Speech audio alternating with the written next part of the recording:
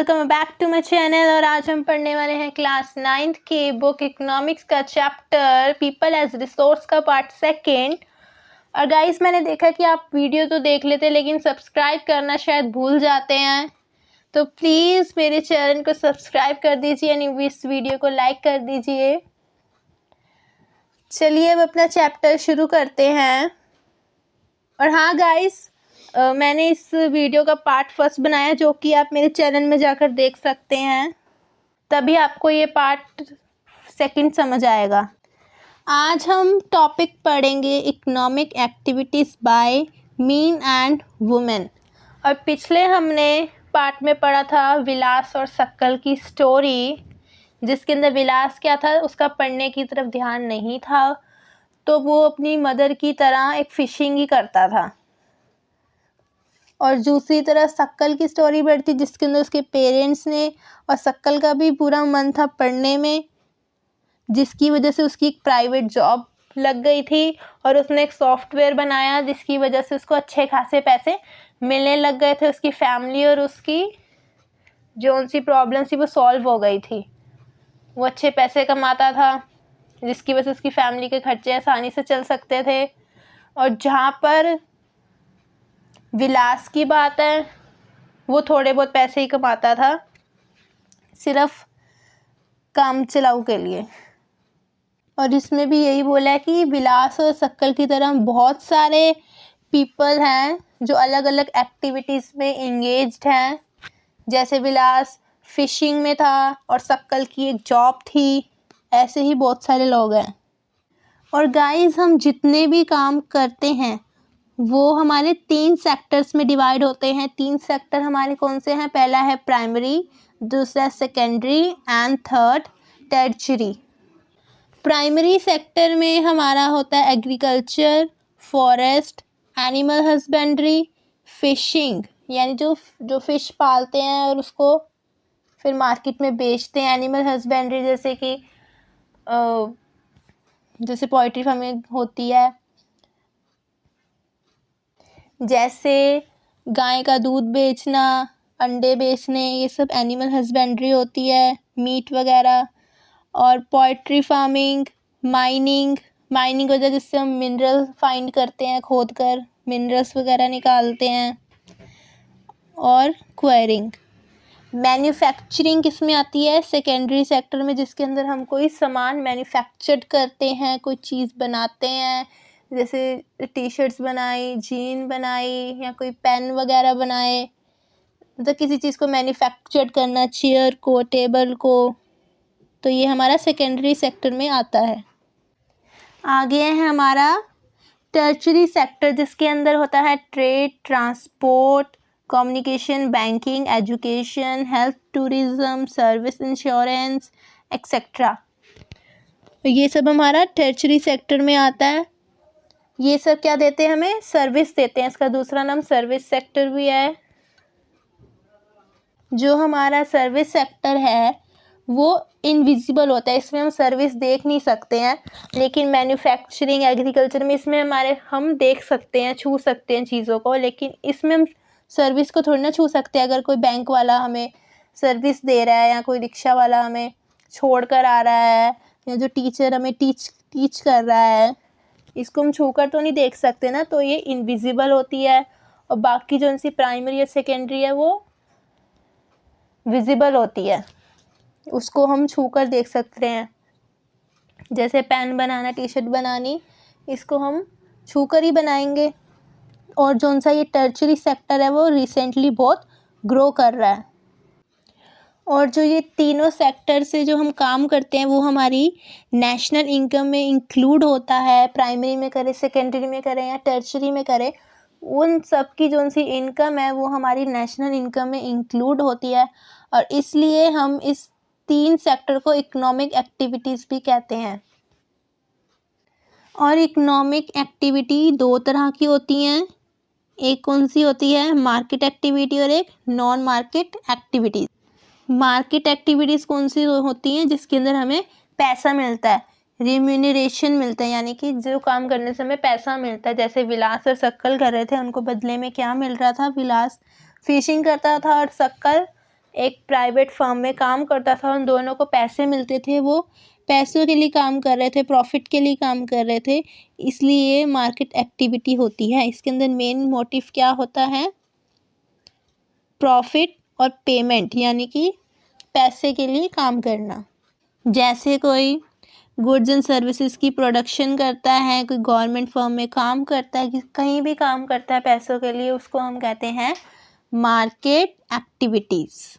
आगे देखिए, non market activities क्या होती हैं, जिनके लिए हम अपनी सेल्फ कंजप्शन के लिए, मतलब जिसके लिए हमें पैसा नहीं मिलता। जैसे कि घर में हमारी मम्मी काम करती है, तो उसके लिए हम पैसे तो नहीं देते ना, तो ये होती है नॉन मार्केट एक्टिविटीज़, जो हम अपने लिए करें, अपनी कंजप्शन के लिए करें।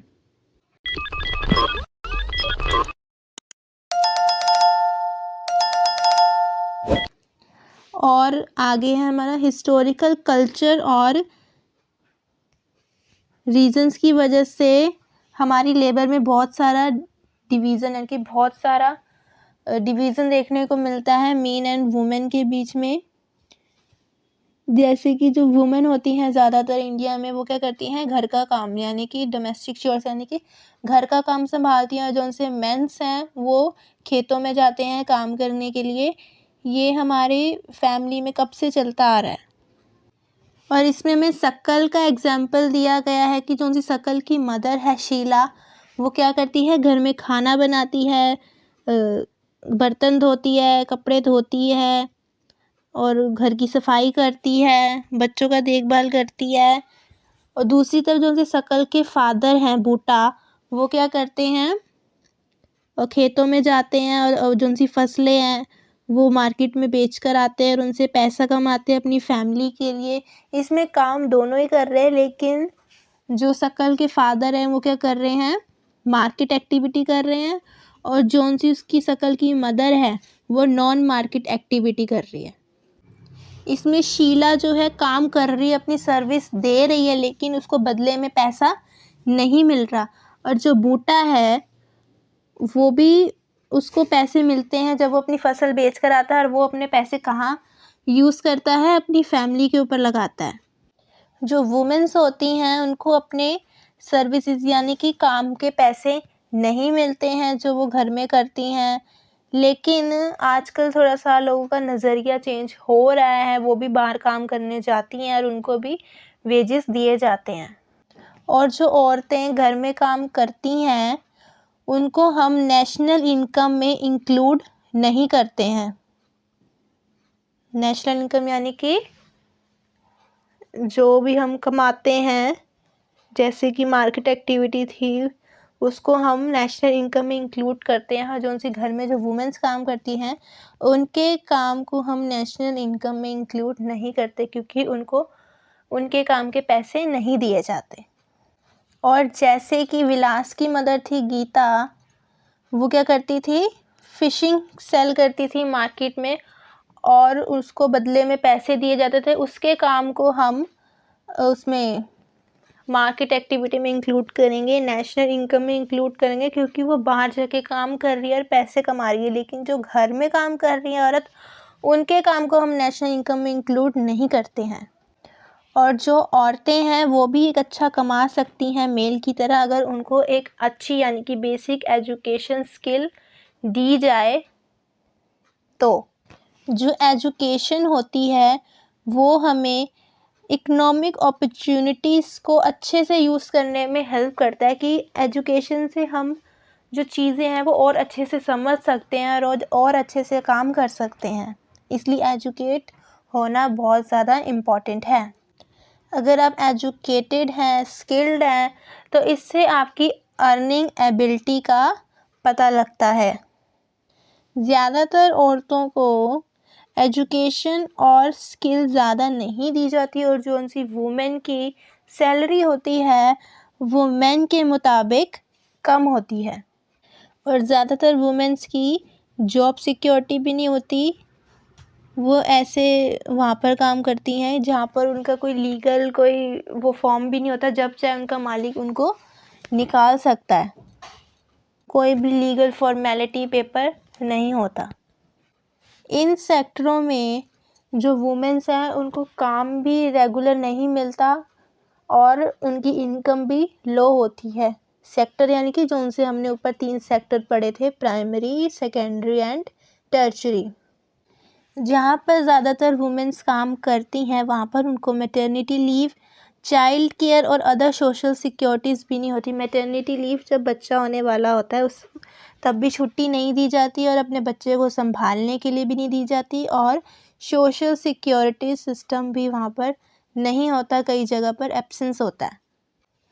अगर वुमेन अच्छी तरह एजुकेटेड है, हाई स्किल्ड है, तो उसको जो उसकी पेमेंट है, पैसे मेन के जितने ही मिल दिए जाते हैं। और आगे बोला है कि ज़्यादातर जो उनसी वुमेन्स हैं वो टीचिंग की लाइन में और मेडिकल की लाइन में जाती हैं, यानी कि नर्स, डॉक्टर। और कुछ कुछ वुमेन्स हैं जो साइंटिफिक एंड टेक्नोलॉजी कॉम्पिटेंस में जाती हैं, जो कि काफ़ी मुश्किल होता है, चैलेंजिंग होता है।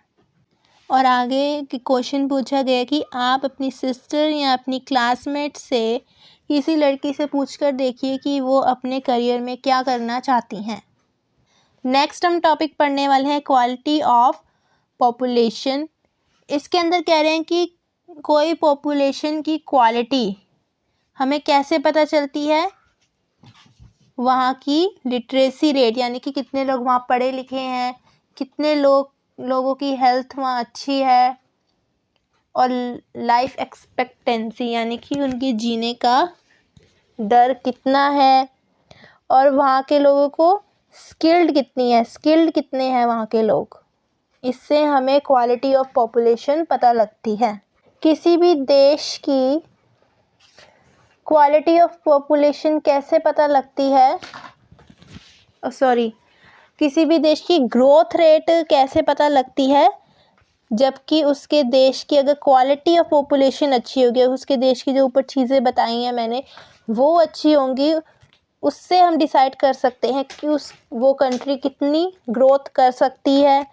उस कंट्री का लिटरेसी रेट, हेल्थ उस देश के लोगों की अच्छी होनी चाहिए। इससे हम डिसाइड कर सकते हैं कि वो देश कितना ग्रो कर सकता है, कितना आगे बढ़ सकता है, और कितना अपने देश की ग्रोथ में पॉजिटिव रोल प्ले करेगी। चलिए पढ़ते हैं अपना first topic quality of population का, एजुकेशन से। इसके अंदर ऊपर वही एग्जाम्पल लिया गया है शकल की एजुकेशन का, कि शुरुआती दिनों में उसको कि वो बहुत इतना अच्छा नहीं कमा पाते थे, और जैसे उसके पेरेंट्स ने जैसे शकल पढ़ने लगा, उसकी पढ़ाई कंप्लीट हुई तो उसको एक अच्छी जॉब मिली और उसको एक अच्छी सैलरी मिलने लग गई, तो उसकी ग्रोथ जो सी हुई, उसकी फैमिली की जो सी ग्रोथ हुई, उसमें एजुकेशन का बहुत इम्पोर्टेंट रोल था। एक नया प्लेटफॉर्म शुरू किया, यानी कि एक नया प्लेटफॉर्म ओपन किया एजुकेशन ने शकल की लाइफ में। एजुकेशन ने शकल की लाइफ में एक नई एस्पिरेशन दी और उसकी लाइफ को और बेहतर बनाया।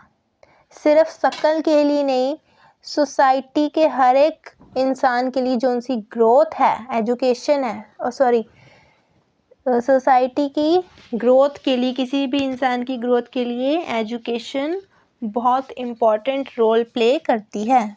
अगर हमारी सोसाइटी एजुकेटेड है तो हमारी नेशनल इनकम बढ़ती है, कल्चरल रिचनेस बढ़ती है, और पढ़ी लिखी जनता के ऊपर गवर्न करना गवर्नमेंट के लिए इजी हो जाता है, क्योंकि जो पढ़े लिखे लोग हैं वो चीज़ों को अच्छी तरह से समझ पाते हैं।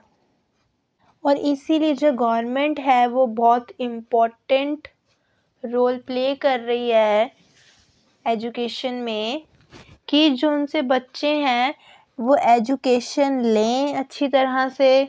हर एक डिस्ट्रिक्ट, हर एक गांव में, शहरों में, हर जगह एजुकेशन पहुंचाई जाए। रिटेंशन यानी कि बच्चे अपनी पढ़ाई बीच में ना छोड़ें और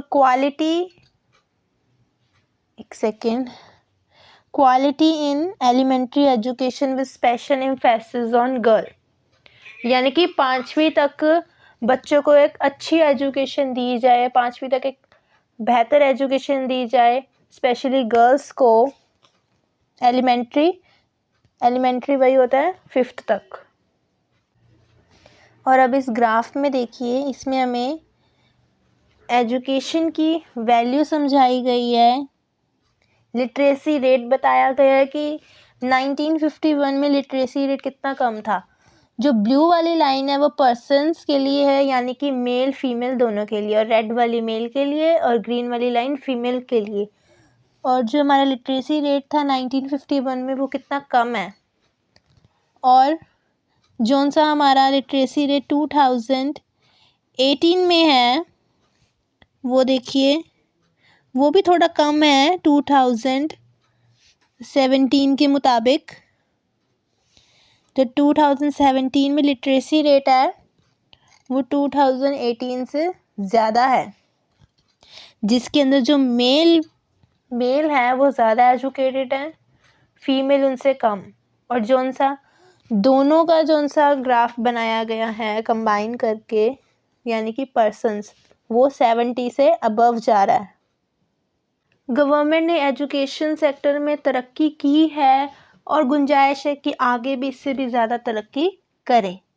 और आगे देखिए, नवोदय विद्यालय भी गवर्नमेंट ने जगह जगह खोले हैं। नवोदय विद्यालय उनके लिए होते हैं कि जो स्टूडेंट्स हाई एजुकेशन लेना चाहते हैं, जो कि पढ़ाई में बहुत अच्छे होते हैं। Navodaya Vidyalaya actually English medium school होते हैं जो इंग्लिश एजुकेट करते हैं, और काफ़ी अच्छी उसके अंदर नॉलेज स्किल्स भी दी जाती हैं। और वोकेशनल स्ट्रीम का मतलब होता है कि जैसे कि आप फ्यूचर में क्या करना चाहते हैं, कौन सी फील्ड में जाना चाहते हैं, उस फील्ड के रिलेटेड आपको सिखाया जाता है। जैसे कि जो गर्ल्स हैं वो ब्यूटिशियन का कोर्स करना चाहती हैं या कोई भी कोर्स करना चाहती है कंप्यूटर का, तो वो उनको स्कूल से ही उनको वो ट्रेनिंग सिखाई जाती है कि आगे जाके वो एक्सपर्ट हो सके उस फील्ड में।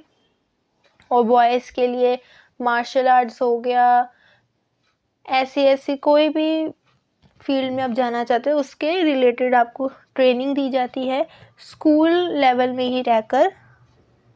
ऐसा अभी गवर्नमेंट सोच रही है करने का, और इसका पूरा खर्चा गवर्नमेंट उठाती है। जो हमारा फर्स्ट ईयर प्लान था 1951 के अंदर एजुकेशन को लेकर, उसमें गवर्नमेंट ने 151 करोड़ जो पैसे थे एजुकेशन पर खर्चे थे। और जो हमारा 2000 से 2021 में गवर्नमेंट ने 99300 करोड़ रुपए लगाए हैं एजुकेशन पर। और हमारी जीडीपी में 0.64% ही खर्च किया जा रहा था एजुकेशन पर। कब? 1951 से 52 तक। और 2019 से 20 के बीच में 3.1% से भी ज़्यादा जो उनसे पैसे हैं वो एजुकेशन पर लगाए जा रहे हैं। पहले देखिए कितने कम पैसे लगा रहे थे, वो सिर्फ 0.64% एजुकेशन पर, और आज 3.1% पैसे लगा रहे हैं, यानी कि पैसे अब ज़्यादा लगा रहे हैं गवर्नमेंट एजुकेशन पर। जो हमारी गवर्नमेंट है वो 3% के आसपास खर्चा कर रही है एजुकेशन पर, जो कि इससे ज़्यादा करना चाहिए उनको। लेकिन डिफेंस सेक्टर में जो गवर्नमेंट है वो ज़्यादा खर्चा कर रही है, क्योंकि हमारी नेबरिंग कंट्री के साथ वॉर वगैरह चलती रहती है। बट एजुकेशन पे भी गवर्नमेंट को थोड़ा पैसा लगाना चाहिए। और जो गवर्नमेंट है वो पूरा ऑल ओवर में से सिर्फ 3% ही एजुकेशन पर लगा रही है पैसे। और इसमें कह रहे हैं कि गवर्नमेंट ने 1951 में 85% लिटरेसी पर लगाया था, और जोन से ड्रॉप्ड करके, यानी कि जो कम हो गई 20 से 21 के बीच में 18% ही रहेगी, कुछ ड्रॉप्ड होगी। इसका भी कोई रीज़न रहा होगा। और हमारा जो सा 1951 में लिटरेसी रेट 18% था, जो कि 18 में 85% हो गया, यानी कि लोग एक भाषा को सिर्फ 18% लोग सिर्फ एक भाषा पढ़ पाते थे 1951 में, जो कि आज 85% लोग हैं जो पढ़ना लिखना जानते हैं, एटलीस्ट एक भाषा जानते हैं। जो एजुकेशन है वो हमारा सिर्फ राइट नहीं है, वो हमारी ज़रूरत भी है एजुकेशन। अगर हम अपनी ड्यूटीज़ को, राइट्स को एंजॉय करना चाहते हैं तो हमें एजुकेट होना चाहिए, तभी हम अपना कॉन्स्टिट्यूशन पढ़ पाएंगे। जो भी हमारी ड्यूटीज़ हैं, हमारा राइट्स है, हम उसको जब तक पढ़ेंगे ही नहीं तो हमें कैसे पता चलेगा कि हमारा राइट क्या है।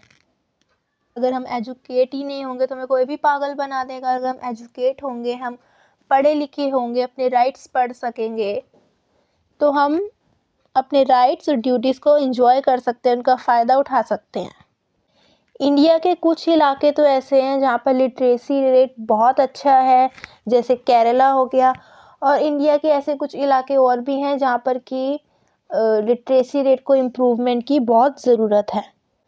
और इसमें क्या बताया गया है कि जो मेल की लिटरेसी रेट है वो 16.1 है और फीमेल्स की 14.2 है, यानी कि लोग मेल्स की एजुकेशन पर ज़्यादा पैसा लगाते हैं as compared to female. Sorry guys, जो ये 14.2 है ये हमें अर्बन एरिया का दिया हुआ है, कि जो अर्बन एरिया में है वहाँ पर लोग 14.2% पढ़े लिखे हैं as compared to rural area, यानी कि रूरल एरिया के मुताबिक अर्बन एरिया में ज़्यादा पढ़े लिखे लोग हैं और रूरल एरिया में हमें इम्प्रूवमेंट की ज़रूरत है।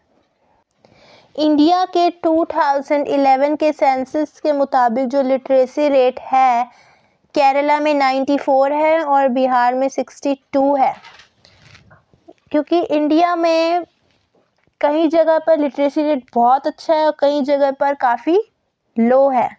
और आगे क्या बोला गया है कि हमारी प्राइमरी स्कूल्स यानी कि जो हमारे 5th तक के स्कूल होते हैं वहाँ पर स्कूल्स की संख्या भी बढ़ाई गई है, टीचर्स की संख्या भी बढ़ाई गई है, लेकिन जो हमारी एजुकेशन क्वालिटी है वो नहीं इम्प्रूव की गई है, वो वही की वही है। इसलिए जो ड्रॉप आउट रेट्स हैं, यानी कि स्कूल से जो बच्चे ड्रॉप कर जाते हैं, वो जो रेट है काफ़ी हाई है। और आगे देखिए, सर्व शिक्षा अभियान, इसका मोटिव क्या था कि जो 6 से 14 साल के बच्चे हैं उनको कम से कम एलिमेंट्री एजुकेशन यानी कि 5वीं तक की पढ़ाई तो उनको करवाई ही जाए। ये सिर्फ 2010 तक की मोटिव था। जो ये सर्व शिक्षा अभियान है ये शुरू सेंट्रल गवर्नमेंट ने किया था, लेकिन लोकल गवर्नमेंट और कम्युनिटी का इसमें बहुत बड़ा योगदान है। और आगे देखिए, ब्रिज कोर्स क्या होता है। देखिए बच्चों, जैसे कि एक बच्चा है, उसने 2nd तक उसने पढ़ाई की और उसके बाद उसने स्कूल छोड़ दिया और वो फिर से पढ़ना चाहता है, तो फिर हम उसको 2nd में तो नहीं बिठा सकते दोबारा, क्योंकि उसका मेंटल लेवल ज़्यादा है। तो इसलिए जो 2nd से 5th तक का गैप है, यानी कि 3rd 4th क्लास है, उस गैप को पूरा करने के लिए ब्रिज कोर्स करवाए जाते हैं, उनको पढ़ाई कराई जाती है, उनको 5th क्लास के बच्चे के लेवल जितना बनाया जाता है कि वो बैक टू स्कूल कैंप, मतलब कि बैक टू स्कूल आ सके। बैक टू स्कूल कैंप लगाए जाते हैं, बच्चों की काउंसलिंग की जाती है, उनसे पूछा जाता है कि आपने क्यों स्कूल छोड़ा, और उनकी प्रॉब्लम्स को सॉल्व किया जाता है और उन्हें दोबारा स्कूल में लाया जाता है। और गवर्नमेंट ने मिड डे मील स्कूल्स में शुरू किया, जिसकी वजह से जो बच्चे हैं वो स्कूल ड्रॉप आउट ना करें, स्कूल छोड़कर ना जाएं, और उनकी न्यूट्रिशन स्टेटस को भी इम्प्रूव किया। जो से माल न्यूट्रिशन बच्चे थे, जिनको पौष्टिक आहार नहीं मिल पाते थे और जिनको भूखमरी थी, ऐसा करने से भूखमरी भी नहीं होगी और उनको पौष्टिक आहार भी मिलेंगे, न्यूट्रिशन डाइट भी मिलेगी गवर्नमेंट की तरफ से फ्री। इसलिए जो बच्चे हैं वो स्कूल छोड़कर भी नहीं जाएंगे। और इस तरह की जो सी पॉलिसीज़ शुरू की गई थी लिटरेसी रेट इंडिया में बढ़ाने के लिए। 12th प्लान के अकॉर्डिंग सरकार ने डिसाइड किया था 18 से जो से 23 के बीच में जो से बच्चे हैं वो 12th या ग्रेजुएशन करके अपनी पढ़ाई ना छोड़े, उसके आगे भी कंटिन्यू करें। वो चाहते थे कि 2019 और 20 के बीच में 27% जो उनसे बच्चे हैं वो अपनी ग्रेजुएशन या 12th कंप्लीट करके आगे बढ़ रहे हों। गवर्नमेंट ने बहुत सारे इम्प्रूव किए हैं कि बच्चों तक एजुकेशन पहुंचाई जाए, टेक्नोलॉजीज़ पहुंचाई जाए नेटवर्क के थ्रू। इंडिया में कहा जाता है कि जो बच्चों की पढ़ाई है वो उनको जॉब दिलाने में सहायक नहीं होती है, मतलब उसमें मदद नहीं करती कि इनको जॉब मिले, ऐसी स्टडी नहीं है। तो गवर्नमेंट ने सोचा कि कुछ वोकेशनल स्टडीज़ को भी इसमें इंक्लूड किया जाए, जिससे जो बच्चों की आगे की लाइफ है, जॉब उनको आसानी से मिल सके। ऐसे भी कुछ करिकुलम उन्होंने अपनी एजुकेशन पॉलिसी में डाले। और इंफॉर्मेशन टेक्नोलॉजी का भी जो सरकार है वो बढ़ा रही है, इंफॉर्मेशन टेक्नोलॉजी का यूज़ बढ़ा रही है। और जो उनसे बच्चे रेगुलर स्कूल नहीं जा सकते हैं किसी वजह से, तो उनके लिए डिस्टेंस एजुकेशन भी गवर्नमेंट ने लॉन्च किया है। बहुत सारे formal, non formal, distance IT education institutes खोले गए हैं। डिस्टेंस होता है जैसे कि आपको एक ही दिन जाना है हफ्ते में, या आपको सिर्फ पेपर देने जाना होता है, बाकी टाइम आप घर पे रह के अपनी पढ़ाई कर सकते हैं, आपको रेगुलर नहीं जाना पड़ता। ऐसे कई कोर्सेज़ भी होते हैं, ग्रेजुएशन भी लोग ऐसे करते हैं जिसमें रेगुलर नहीं जाना पड़ता, डिस्टेंस मोड पे करते हैं।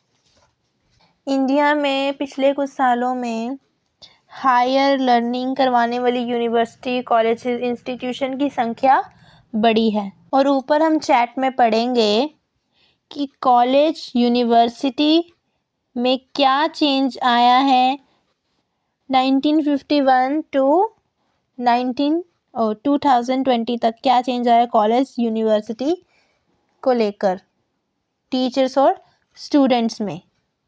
और इस चार्ट में देखिए 1951 से लेके 2020 तक का दिया गया कि जो उनसे कॉलेजेस हैं उनकी जो सी संख्या है वो क्या हो रही है, बढ़ती जा रही है। जो कॉलेजेस की संख्या है वो बढ़ रही है, जो सी यूनिवर्सिटी की संख्या है वो भी बढ़ रही है, स्टूडेंट्स की संख्या भी बढ़ रही है। यहाँ पर जो टीचर्स हैं जो यूनिवर्सिटी या कॉलेजेस में पढ़ाते हैं उनकी संख्या भी बढ़ रही है, लेकिन 2019-20 में उनकी संख्या कम हो गई है। वैसे तो बढ़ ही रही है प्राइवेट इंस्टीट्यूशंस की हेल्प की वजह से, गवर्नमेंट की हेल्प से, लेकिन 18-19 तक तो ठीक है, लेकिन ये 19-20 में टीचर्स की संख्या डिक्रीज़ हो गई है।